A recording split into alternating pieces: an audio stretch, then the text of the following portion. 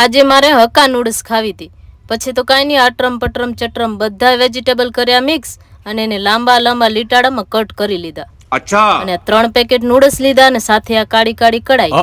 કડાઈમાં 3 glass પાણી, 1 ચમચી મીઠો, 1 ચમચી તેલ એડ કરીને ગેસ ઉપર મૂકી દીધો ઉકળવા માટે અને આ 3 પેકેટ નૂડલ્સના એડ કરી દીધા. નૂડલ્સને 80% જેટલા પકવી લીધા અને પછી સીધા જાડીમાં અને ઠંડા પાણીથી નવડાવી નાખ્યા. પછી 2 ચમચા જેટલો તેલ, 2 ઝીણા કટ કરેલા લીલા મરચા અને 3-4 કડી લસણ લઈ લીધો. સાથે ડુંગળી ને બધા વેજીટેબલ્સ એડ કરી દીધા. મરી પાવડર પણ એડ કરી દીધો અને એને સરસ તેલમાં સાંતળી લીધા.